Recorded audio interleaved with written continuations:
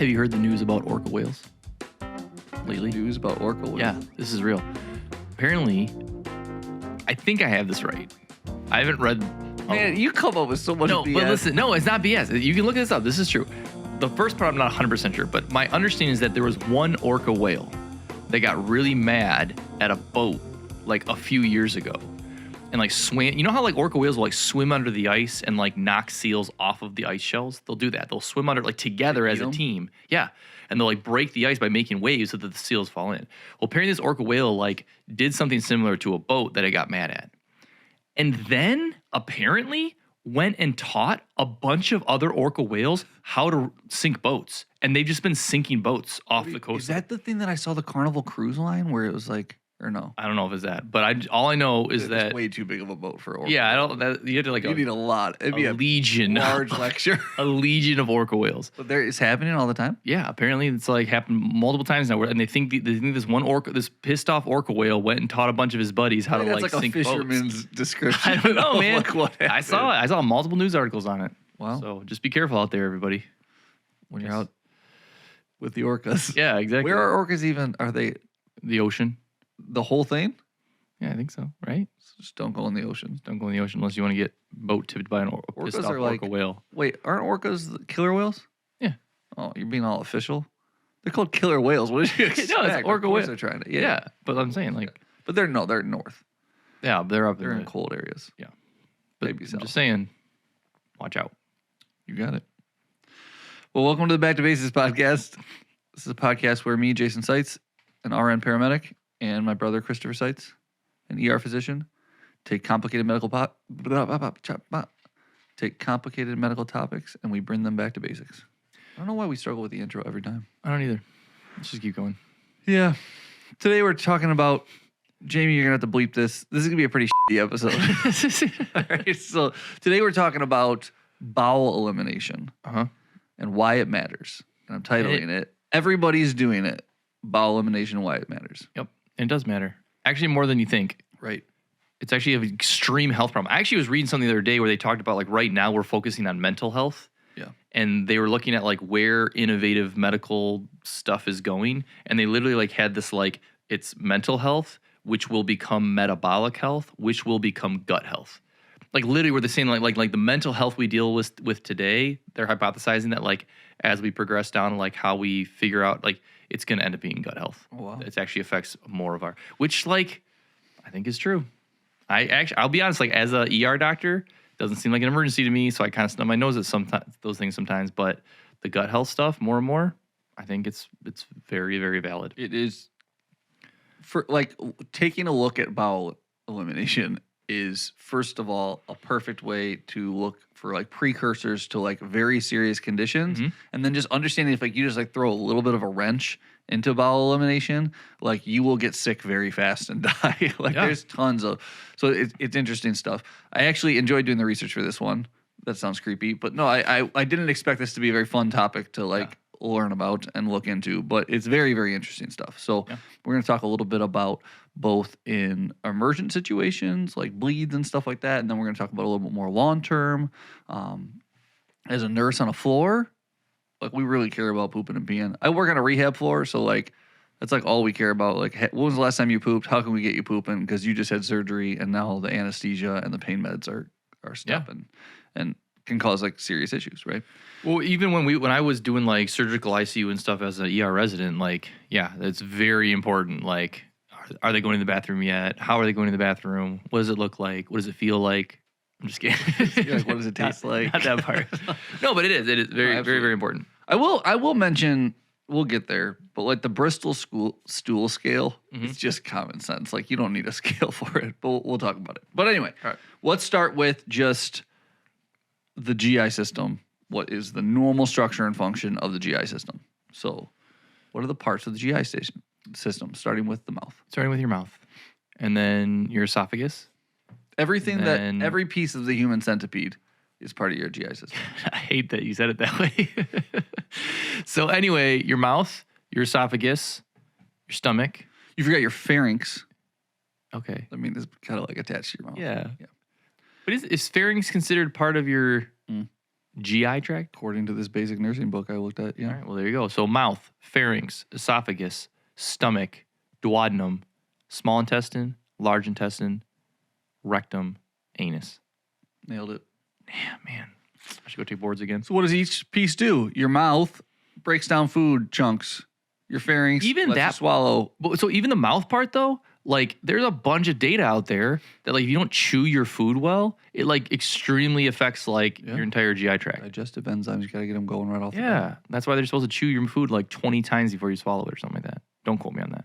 20 times. I'm a not lot. keeping track of how many times I chew, dude. Have you ever tried? Listen, you know how this year I started flossing? This is the first time.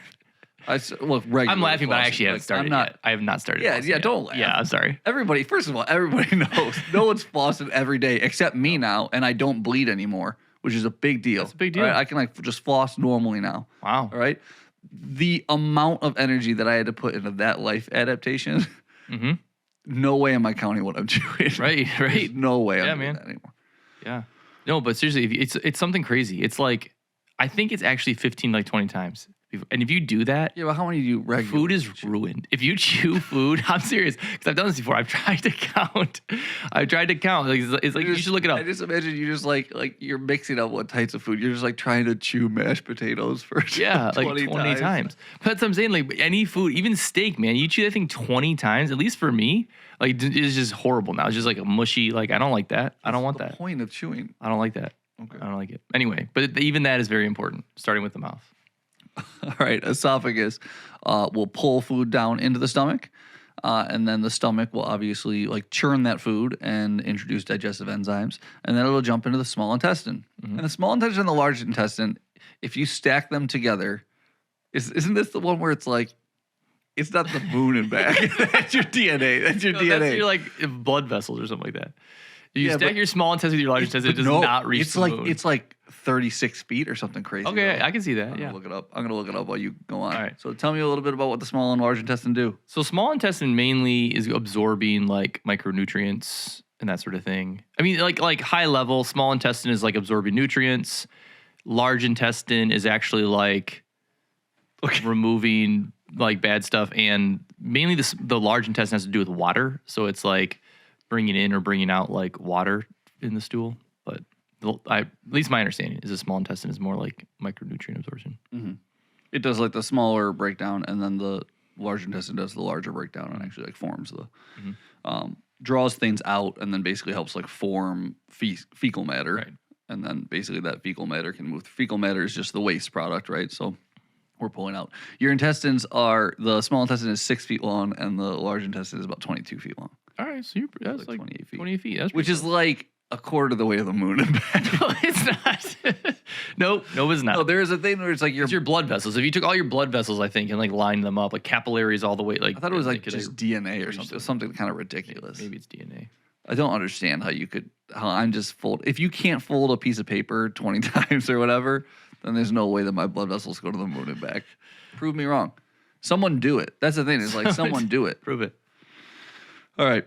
Anyway, small intestine, large intestine. So we'll talk a little bit about like if we ever needed to create like a stoma and stop the small intestine and have it go right out the body right there, and what happens then when you can't get to the large intestine and we bypass it, and what that would change the look, feel, and function of things.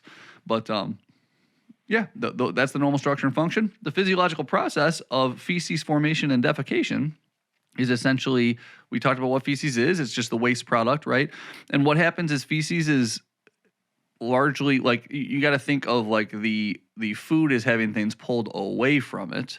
The more fiber in our diet, the more bulky that feces will be, which is not necessarily a bad thing, right? Right. So you want things that will absorb, you want to be eating things that will absorb water so that feces can move through the intestinal system in a decent way, right? Well, and also why- I think you that also helps slow down the process, and a lot of times we don't want to like, bowel elimination isn't supposed to happen like as fast as it possibly can, because then it doesn't have time to absorb the nutrients and things like that too. So we do find that people who have like irritable bowel syndrome and like gut health problems where like they're eliminating too fast, like they eat and it just like comes right out. Like they're not absorbing the nutrients like they should be. Right. Taco Tuesdays, I absorb like 20% of what I'm supposed to, really. Right. Because of how fast it moves. Mm-hmm. Something to think about.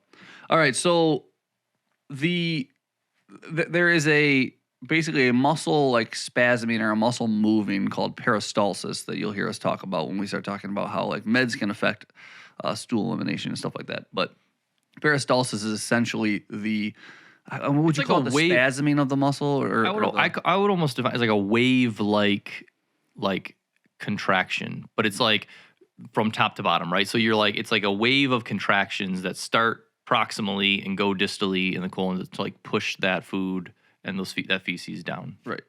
Like imagine you are like this is gross, but honestly, I'm not making a joke here. Imagine that you're like milking a tube, right? You're like trying to milk the tube out by squeezing it. You you have to build that pressure, and your muscles are doing that for you. Sure, I Thank guess. God. So, Sure, I guess. it yeah, helps yeah. milk it down. Yep. I don't. Okay. It's just it's a gross podcast, man. Just get used to it, embrace go ahead. it. Put your gloves on, and I think in the description of this I have like put your gloves and mask on and let's get dirty or something like that. Okay. All right. Okay. How should feces be? Should be not too soft and not too hard, essentially. There's this thing called the Bristol stool scale, and I think it's the dumbest thing ever. And quite frankly, I don't know if Bristol is still alive. Probably not, but kind of a silly thing to be your magnum opus there. Yeah. Like it literally is just a scale of poop.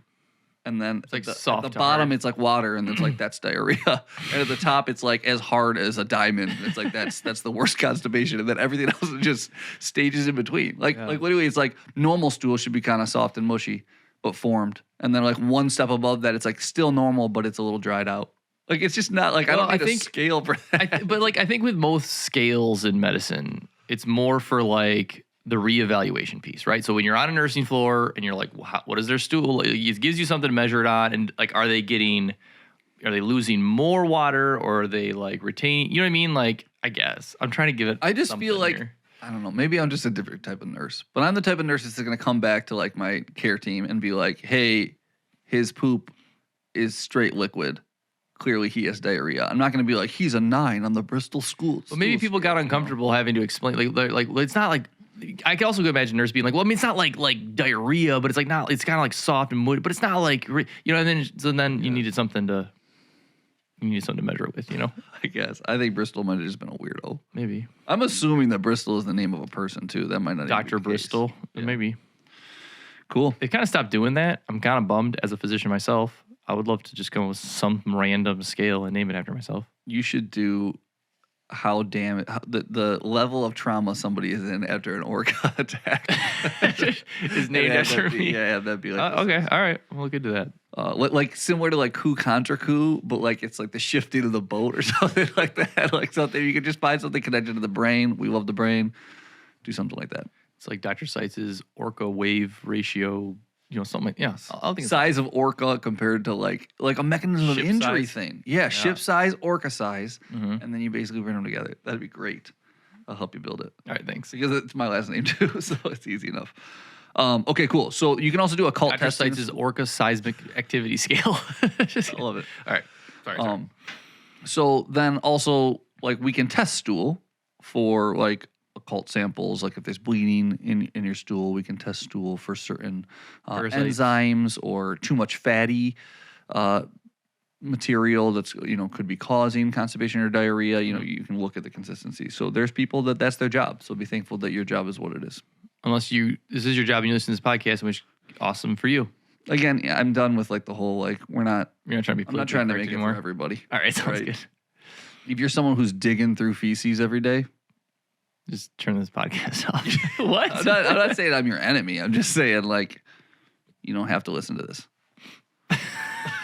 But why? All right. This is like maybe the most important podcast they could listen to. So, I guess so. Factors affecting bowel elimination. Nutrition. So this is some common sense stuff. We're going to talk about nutrition, hydration, activity level, medications, and surgery, right? These are all things that can affect how you're eliminating your bowel. So nutrition, think of the regularity of eating, which is just common sense, right? If I'm not eating, I'm not pooping. If I'm eating a lot, I'm pooping a lot, right? But determining like what your regular diet is going to determine what your regularity is. So when if I took you and I put you into a hospital setting post surgery, you're not eating the same things in the hospital that you are in your home, right? You're not eating the same things. You're probably not eating at the same times, right? Like I usually don't eat until after 2 p.m. every day. Like that's just normal for me. At the hospital, they're waking you up at like 6 a.m. and giving you breakfast. You know what I mean? So that's going to change your habits. So expect to see kind of some of those changes in the long-term treatment process. And I'm thinking a little bit more generally towards like, floor nursing right now, but expect to see those changes. If you're out in the field or you have someone who's coming to the ER and they have big changes in how they're eliminating, well, what's the evidence of that, right? What can we compare that to? Has there been a big change in their lifestyle, in their diet, right? It's actually interesting because the body's kind of made to like eat the same things all the time. I feel like sometimes in like modern times, we think it's like a good idea to like switch it up all the time. It's really, I mean, it's fine. I'm not saying it's a bad thing. Like we should be eating healthy and nutritious, but like it's perfectly fine and actually normal and not a bad thing to eat like kind of the same sets of foods all the time. Well, your body adapts to whatever its environment is, right? So if we're introducing an environment to it, you know what I mean, in a certain diet, like your body will adapt and do that as efficiently as possible. Right. It's not saying don't change it up and be healthy and make sure. No, I mean, it should be healthy, but I'm just saying that like I think sometimes like we try like these more exotic foods, like all these healthy superfoods. It's like it's okay to just like eat like chicken and vegetables and some good healthy carbs and just have that kind of. Well, and we underestimate the changes. You know what I mean? Like, oh yeah, just because I discovered a new, like I'm starting to eat Mediterranean food. Do you remember when like the acai berry became like such a thing? Yeah. Still a great fruit. Is that really how you say it? Yeah. ACAI. I've only ever read that. Oh yeah. And I will not say what I thought it was. Okay. I got yelled at the other day. My friends all picked on me the other day because I spelled the word quiche wrong. Quiche? Okay, wait. Don't tell me. Yeah, Q-U-E. Q-U-I-C-H-E, I think. Yeah. But I spelled it with like a K. I've only ever read the word quiche. Like K-E-E-S-H. And I've only ever said the word quiche separately. You know what I mean? I didn't know that those were the same thing. But they were really mean about it. Really? I just said that something looked like a quiche, but I like texted it, and they like just wouldn't let up too. And I was like, oh, sorry. Like I tried to just like play it off like it didn't hurt my feelings or anything. I was like, oh, I just never really read the word. I've only ever read that word. That's crazy. And then they just kept going for like a good 20 minutes. Oh, I'm so sorry. I thought it was kind of mean. Anyway, so yeah, we underestimate though the changes. Like if there's a big change in my diet, I start eating Mediterranean food more often or something like that. How that can affect just like my daily living for a while until my body has kind of balanced that out. So something to look into. High fiber and bulky foods will absorb fluids and increase stool mass. And sometimes we need that. Sometimes we need to increase stool mass, like you said, slow down the process, but also help the movement of it and be able to have more solid defecation because we're too loose, right? However, if we have a lot more fiber than we should, we might get a little too bulky, absorb too much fluid, and then we have like too large of masses to pass, which we'll talk about. And if you think about it this way, the higher the mass is, so that fiber is basically bringing in fluid and it's increasing the mass of that. The higher the mass is, the more stretching of the large intestine and small intestine muscles, which will then activate that peristalsis, which pushes that out and then allows you to defecate, right? Dietary supplements. So this is something to consider too, because this is a big like vitamin age, right? Like people are taking like vitamin C and calcium and magnesium. All of these things can do different things to your bowel habits. So vitamin C tends to soften stool. Calcium will actually constipate you. Magnesium can loosen your stool. So just know that the side effects of what you're taking, even if it is just something that's simply a vitamin and you want to take your daily dose, that can affect your bowel health. So just make sure you balance your diet accordingly. Hydration, obviously the bowels need fluid to pass. So we need to make sure that we're drinking, plenty of water. This book I was reading was like 8 glasses or whatever. It was like doing the thing again. And like we have not scientifically proven how much water you're supposed to consume. I thought it was 8-ounce glasses of water. Yeah, I think that's just like someone made that up. Is that also like kind of like the food pyramid, which like we realize is like kind of the worst thing we came up with? Really? Yeah. I was reading something the other day where they're like basically saying, I mean, Pluto's not a planet anymore. The food pyramids, I don't know why I went to school, but the food pyramid, apparently the whole bottom is just like carbs and starches, and they're like, that's not I think it what depends we on should the have done. individual, you know. Right. I don't know. Anyway, everything's has been debunked. Don't even listen to this podcast. They're just going to debunk it in like 6 months anyway. I read a study that said that if you took like a bunch of children and you gave them every option, I don't know how you ever would study this and how this could be true, but if you gave them like every option of veggie and every option of sweets and every option of like protein kind of thing, they would over time eventually balance their diet. Like, yeah, maybe they would eat a bunch of sweets right now, but then like later they'd eat a bunch of veggies. And I'll tell you, my childhood, I was a very blessed child. We grew up in a household where we could afford lots of food options. I had lots of food options. I never balanced my diet. I was going to say, like, as a Like, if father, there was Swiss rolls available, I ate the Swiss rolls. I didn't eat. There's never a day when I was a child when I was like, you know what? Kind of feeling like it's a salad day. Never happened. But had you just been given the choice yourself forever? Like, for instance, like I give my children the choice to whether or not they want to live in my home or not. And that depends on if they eat their vegetables. Just kidding. So yeah, hydration, make sure you're hydrated. So one thing to consider too is if someone is constipated, that very much could mean that they are dehydrated, and that's why. So they need to be intaking their more fluid, right? If someone is having diarrhea, that might mean they're dehydrated, right? So this is where we get mixed up. We think, oh, they've got diarrhea, they must have too much fluid. Doesn't really work that way. You can't really have too much fluid. They could be losing too much fluid. Right, they're losing too much fluid because they're having diarrhea. So in either case, we need to make sure that we're increasing the intake of fluid to both improve constipation and improve the after effects of what diarrhea will do. Drinking too much, your body is not like, your body flushes out like your water, like through your urine. So if you're drinking tons and tons of water, you don't give yourself diarrhea. Like that's not like you'll pee more, but like that, yeah. But you can see how that would be confusing, right? The Right, scale is like, oh, he's constipated, he needs more water, and there's like he's having diarrhea, like don't give him any water. Any water, that doesn't right. make sense. In fact, they're losing a lot, right?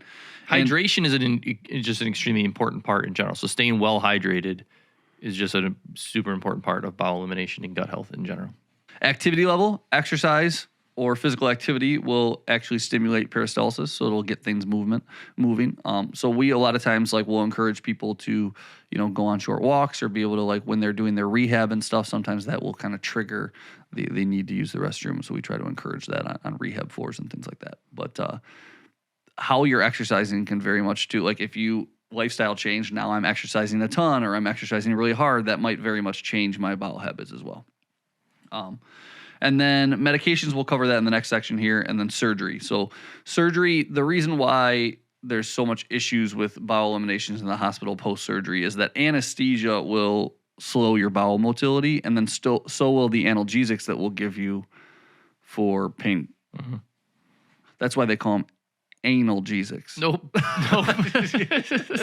Nope. Okay, cut that. No, whenever you're on pain meds, it's going to, especially opioid pain meds, it is going to reduce your bowel motility, and then that can cause issues. So you're dealing with kind of a myriad of issues. The shock to the system that surgery, like the stress of the surgery, your body like your body kind of shuts down for a second. It's kind of almost that fight or flight response, right? Like people don't like get scared by a bear, and like people say like, oh, you scared the shit out of me, right? Yeah. It's actually not a thing because your body, like when it's under stress, is not trying to go to the bathroom. Fight or flight, it'll do one or the other. You'll either crap your pants to get it over with, or you'll hold it. Yeah. Is that true? I mean, people pee their pants when they get scared. They lose control of their bladder because they're shunting to more. They're just quickly getting that over with so they can run. I've trained myself to just crap myself. Anytime here's the thing: is no one wants to punch a stinky, messy dude. That's true. That's a good point. It's interesting. So it's like another safety factor, similar to like a stink bug. Okay, I've adapted. So that is true in terms of the stress. Yeah. So that's what's so unique about post-surgical is that some people are like, well, the anesthesia's worn off. Why am I still having trouble, going to the bathroom normally? Mm-hmm. Or I don't want to take any pain meds now because I want to be able to go to the bathroom because I feel all bound up. And it's like, well, there's three factors in play: the anesthesia, the analgesics, and the stress of just the surgery in general. Like, if you need pain meds, you need pain meds. You don't want to be in pain. You know what I mean? And there's ways that we can work around that. We can give things like Miralax. We can give stool softeners. We can give enemas if we have to make sure that you go to the bathroom and can still manage your pain. So medications now. Medications that affect bowel motility, and this is important in the field as well, to just kind of be familiar with how this can affect lifestyle. Antacids actually slow peristalsis, and I didn't know this until yesterday. Yeah, that is interesting. I didn't know that either. Yeah, because you'd think usually you got an upset tummy. Sometimes that's mixed in with some GI issues too, right? You take an antacid and it just ends up making things worse. That's not encouraging. But no, it can slow your peristalsis specifically. NSAIDs, so non-steroidal anti-inflammatory Drugs. Oh, the S is just a plural. Okay, thank you. Can irritate the stomach and cause ulcers. And you know this, like if you're like taking a bunch of Motrin or you're taking a bunch of aspirin, you need to probably be like intaking some food with that to not have an upset stomach because that it'll like burn your stomach, right? Tylenol too, right? Like that's why you got to get your stomach pumped if you eat too much Tylenol. Well, no, that's not. So with Tylenol overdoses can like completely put you into fulminant liver failure. Well, sure, So yeah. that's why you it'll go have for metabolic stomach. effects too, but I'm just saying that It's mainly the NSAIDs. Like ibuprofen, naproxen. Those will cause like the ulcers in the stomach and things like that. Cool. Tylenol can too, but Iron. So if you're taking iron for like anemia, it can cause constipation and it can turn your stools black, which is normally a sign of like, hey, there's blood in your stool and there's iron in your blood. It's all connected. the iron in your blood that's causing it to be dark. But if you're just taking iron, it's going to make it dark. Yeah. So don't be scared if you think you're pooping blood. You're not. You're just taking iron. But also, if you're concerned, you should get checked. Yes. And then antibiotics. Like so for some random reason, like 8 people don't go to the emergency department. I'm responsible for killing all these people. So antibiotics will actually. So antibiotics fight bacteria, and they fight like all sorts of bacteria. And we talked before on this podcast about the specificity of antibiotics and trying to find the right one so it's killing the bacteria that you're targeting, right? But more general antibiotics that are a little bit more blanket shotgun method, they'll kill anything, can kill the normal flora bacteria that's in your stomach. And we actually rely on that bacteria for healthy digestion. It's not like of us, it's growing in us, but it's still important. And that's kind of creepy to think about. It's not a parasite. It's just a bacteria inside you that actually is helpful. Right? Well, that's why people take like prebiotics and probiotics. Like that type of thing. lactobacillus. Yeah, it's to help you the normal bacteria that grows in your body and helps you function well. Right. It's a symbiotic relationship. I don't know if that's true, but that's that's the thing, right? I don't know. Well, yeah, because the bacteria gets an environment, I guess. Right. Sure. That's I true. think that's true. That's true. You're just kind of making a lot of stuff up today. Am I? Shooting from the hip. I don't know. It's all right. I feel like I'm dropping just knowledge bombs. But think of it this way. Antibiotics are going to suppress bacteria. That good bacteria in your stomach goes away. So that can cause things like stomach upset. It can even cause you like diarrhea when you're taking antibiotics. So what we do in response to that is we typically give a probiotic at the same time in order to try to increase that normal flora in your stomach. Anti-motility drugs like diphenoxylate. That would be like Pretty sure those are just medications we use for like when you're having diarrhea and like you're losing too much. Yeah. We're literally just trying to stop the peristalsis. is diphenoxylate like I don't know what that is. what is it called? It starts with an L, I think. Lamodal? Yes. It might be. Yes. That treats diarrhea. Yep. By stopping the peristalsis. Laxatives, opposite thing. Right. Do not mix these up. Correct. They will cause you to go. Mm-hmm. Here's the issue: is there's something called the laxative abuse cycle, and it's very important that we explain it. The laxative abuse cycle? Yes. Okay. I made up that name of it, Okay. but there is a laxative abuse cycle. Okay, laxative abuse is like one of the most common abuses in medicine. So what happens is I take a laxative because I'm having trouble going, and then I completely empty my bowels out, right? And then because of that, it's going to take time for that feces to form. In that time period, You think I you're think constipated. that I'm still constipated. Ah. And then I keep taking laxatives. What happens is, especially in elderly people that are a little bit more like sensitive to these medications, is they build up like a resistance to the laxative then too. So it takes like way more to actually, and then it can really mess up your bowel health in general. And like laxatives don't take the effect. Your bowel motility doesn't work as well anymore because it's too sensitive from having basically seized up so many times. So it's just this vicious cycle of like, so we a lot of times try to get elderly people off of laxatives as best we can and kind of wean them off because it's this cycle Laxatives of- should be like a limited acute medication. Laxatives should not be something that you use regularly forever. Now, that being said, like there are people who need laxatives for longer periods of time due to different conditions, but in general, healthy individuals, like laxatives should be used in like an acute setting, but really not relied on full term. Yes. All right, moving on. Common GI conditions. Let's get into the nitty gritty here. Okay. GI bleeding. The first emergency one that we're talking about. GI bleeding could be emergent, could be internal trauma, whatever. There's blood coming out our butts. How do we know what type of bleed it is? So the goal is to try to, if you can, differentiate from an upper GI bleed from a lower GI bleed. Why? Because you want to figure out if you're going to go from the mouth down with an endoscopy to find the problem, if it's upper, or from the bottom up. Sure, yep. So basically with a colonoscopy, right? Now, there are cases where you have such, like, if things are moving very, very quickly. So in general terms, if it's bright red blood coming out of your rectum, it would be lower. It's a lower GI bleed because there's not time, we assume there's not time for the blood to get like reabsorbed and broken down into iron and things like that. So we think that's a lower GI. If it's dark black stool, like we talked about the iron, right?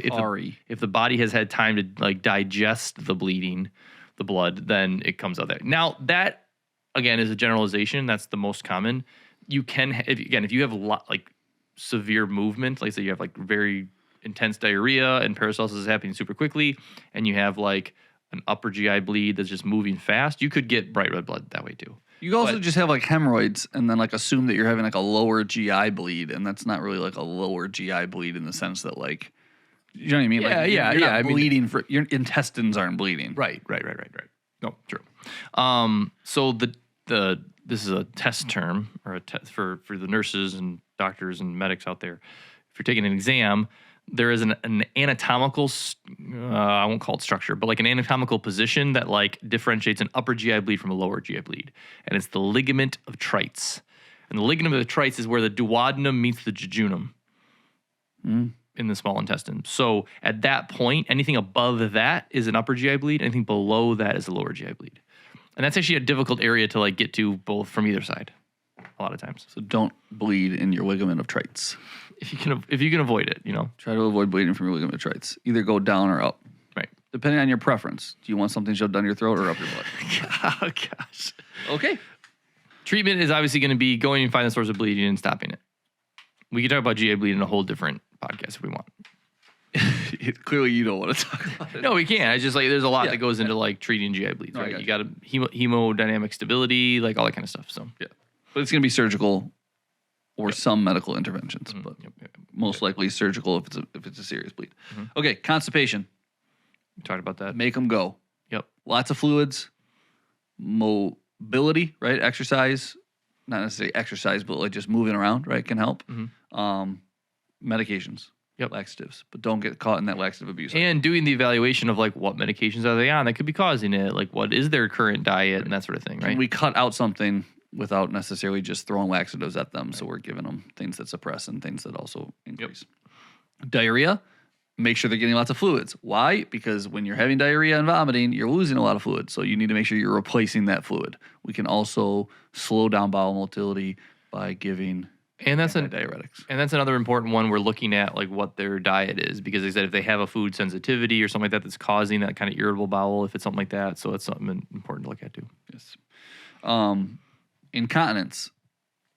So incontinence isn't very important in the nursing world. I know you just like, I can already tell you're like, I don't give a crap about incontinence. But here's the thing is it's very, very important to figure out why the incontinence is happening, and then also like make sure you manage the incontinence. So if I am going in my pants all the time or in my brief all the time post-surgery because I have maybe like you might need to get like a Foley inserted because you have a neurogenic bladder because your bladder isn't responsive after the anesthesia. Like that doesn't necessarily need, but if I just let people like pee themselves and then keep just cleaning them up afterwards, depending on when I get to that can break down skin, that can get you sick. You've got, you know what I mean, like that.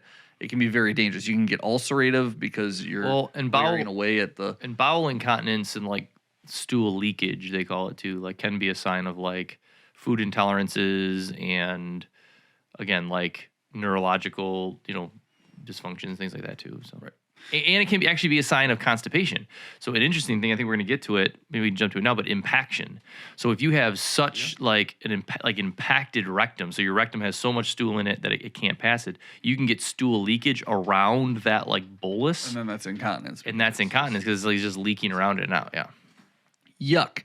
But we got to talk about it. So, yes, impaction is basically when you have a very hard formed piece of stool that can't pass, so it like lodges itself in the sphincter area, and yeah, there can be leakage around it. The only way to get rid of an impaction, it would be to either surgically or digitally remove it. Mm-hmm. So That's the one thing that like nothing in medicine as an ER doctor really ever made me like I just couldn't do it. But digitally disimpacting someone, have you ever had to do it? yeah, multiple times, and it's not. I don't like it. Well, that's good. No, I just like I enjoy it, but like literally like I just can't do it. You can give enemas a lot of times to Yeah. take care of them too. It depends on how difficult it is. So there's Diagnosing it is you have to like digitally like feel Yeah, you around can the feel anus, like it. find it, feel it, like yeah. a lump basically. Yeah, right. Yeah. But they have like multiple different kind of like you can do like mineral like mineral soapy like enemas, soap suds, and just try to get things moving. Mm-hmm. They actually at one of these hospitals I worked at had a like molasses enema for a while.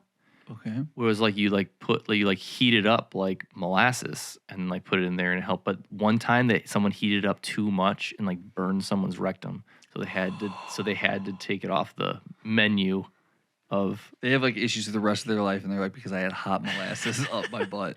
yeah. That's But apparently it nuts. worked really well when they could use it. Yeah, I guess so. That's what the nurses told me. Yikes. Yep. All right. Next thing is diverticulosis and diverticulitis. Sure. So Subsequent diverticulitis. diverticulosis is small outpouchings that occur in the wall of the large intestine. Those occur because basically the musculature is stretched so much, usually from like highly compacted feces. So if you have like really bulky but highly compacted feces, the muscles have to like extend and stretch too much in your intestines, and then it like forces out those little like outpouchings. So the muscles have like stretched out there. But interesting too, they believe that like if everyone, if they live long, like will get some diverticulosis just as we age. The walls of the intestine just get weaker as we age, just like all of our muscles do, and then you get these kind of outpouchings. Another super interesting fact is that the outpouchings typically happen around where blood vessels run, because obviously, like I said, think about like a wall and you put like a tube through a wall. It's like the integrity of the wall is like less, right? Okay. So like that's where they happen. Dogs though apparently don't know. I'm serious, man. I know dogs don't have like blood vessels that run through their intestines the same way. So dogs like can't get diverticulosis. That is really interesting. I don't know why you know it though. I don't know why you know the things. Like, I like to think that as a medical provider, I like stay up on research and I read regularly textbooks and things like that. Like, what the hell are you reading? Well, I just remember like studying this stuff to like figure it out, and I would like learn these random facts. And I'd be like, "That's super interesting." That is interesting. But that's how like I remember that like the like the parts of the walls that get the outpouchings of the blood vessels. I know the dogs don't have that. I just hope you don't like say that to your patients. Like, listen, good news and bad news. You got diverticulosis is the bad news. The good news is your dog definitely doesn't have it. I'm gonna be honest with you though, like don't quote me on any of this random stuff that I'm saying. Are you serious? What do you mean don't quote you? It's a podcast. I'm just saying that dog fact, we don't really You're not know. sure? I'm not 100% sure about the dog fact. Is that why you've been on your phone? You're not texting, you're just fact checking yourself constantly? You know what I'm thinking actually? There is a dog fact, but I'm wondering if it has to do with aortic aneurysms. So anyway, just so you guys know, there's something about dogs and their arteries. I hate you so much.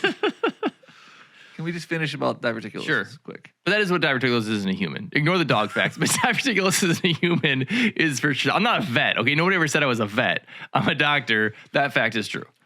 Fun fact, we have a vet that regularly posts on our TikTok and will be like, this is true in animals too, or blah, blah, blah, blah. That ask vet, him. this is a call out to that person. Please let us know, can dogs get diverticulosis? We need to know, can dogs get diverticulosis?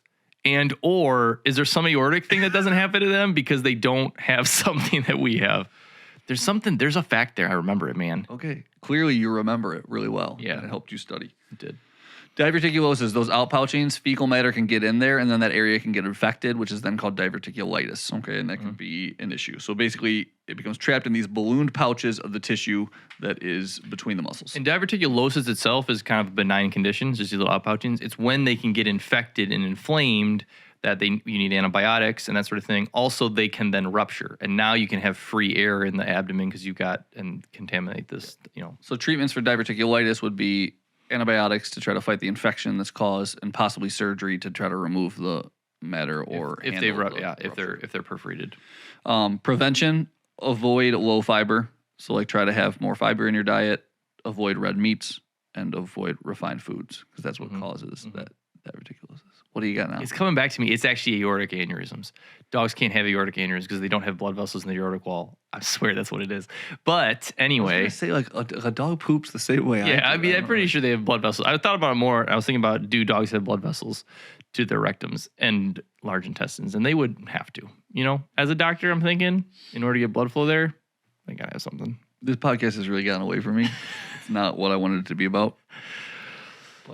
But now, there you go. But if the vet is listening to this podcast, please confirm the aortic thing too. That'd be great.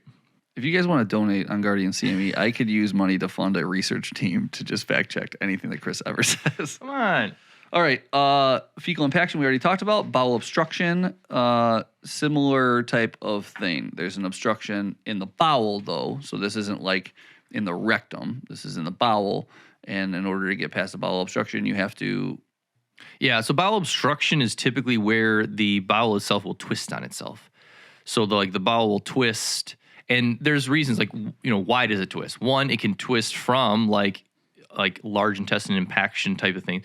It can also twist because of scar tissue if you've had abdominal surgery before. There's also some certain conditions that you can, but basically the bowel twists on itself, and now it's twisted off and things can't move. And that again can lead to the bowel dying because the arteries of the bowel are twisted as well. It can lead to perforation and things like that. So you have to bypass it probably through an ostomy. So sometimes in surgery, we're finding more and more that giving the bowel rest though. So putting an NG tube down to decompress the stomach and get the air out of the stomach and bowel, and then just having them not eat NPO. Sometimes the bowel will relax enough to then twist back, and not be obstructed anymore. Interesting. We usually try that first. Cool. You don't believe anything I say anymore, though. I was gonna say, does that happen in dogs? So I'm just gonna leave it. Okay.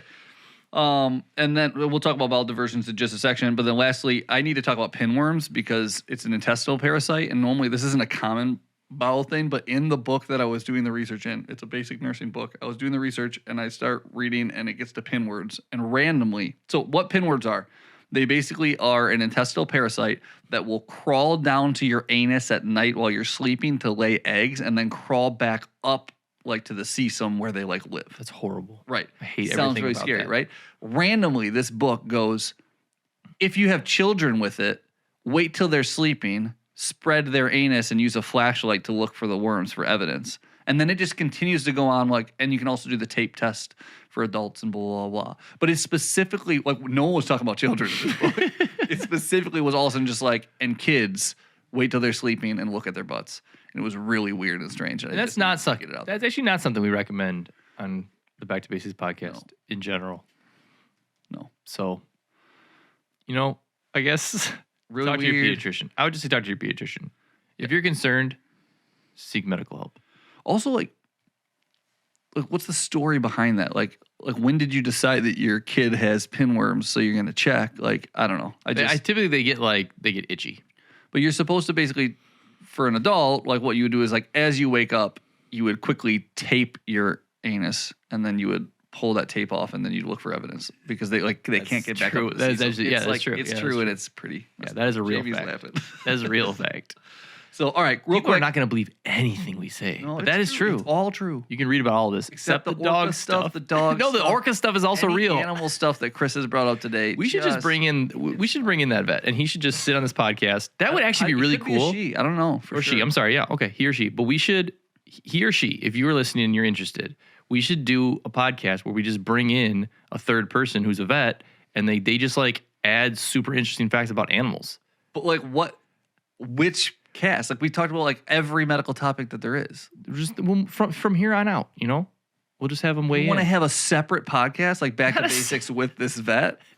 Maybe, or maybe they come on every once in a while and like for specific topics. We do the whole podcast, same as normal, but there's just a video screen here with a vet, and then every once in a while they interject and be like, "That's the same in hedgehogs." That's what I mean, though. Or hey, you know what? Hedgehogs don't have that because of X, Y, or Z.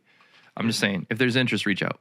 All right. Bowel diversions, ostomies or stomas, those are kind of synonymous. It's basically an opening in the abdominal wall instead of eliminating through the anus. So what an ostomy is we basically open up the abdomen and we grab the intestines, and we have that whole 28-foot length tube. Wherever we want to have the tube end, we like would cut it there and then attach that to the abdominal wall so that you're kind of like defecating. You're eliminating through the eliminating stoma. out of your stoma now that's attached to your abdomen into a bag, usually colostomy or an ostomy bag, and then instead of your anus. So that might be, we might need to bypass for a number of reasons. There might be a obstruction. There might be ischemia of that area. There's lots of things that we could need that for, right?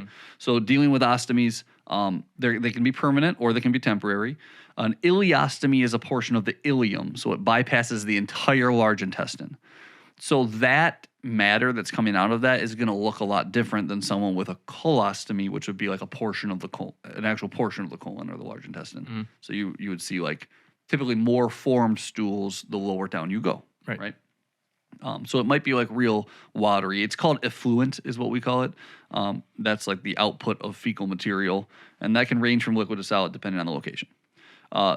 Stoma care is really important. It's important to have a healthy stoma, right? Because that's what we're using to eliminate. Stomas should always look pink, red, and moist.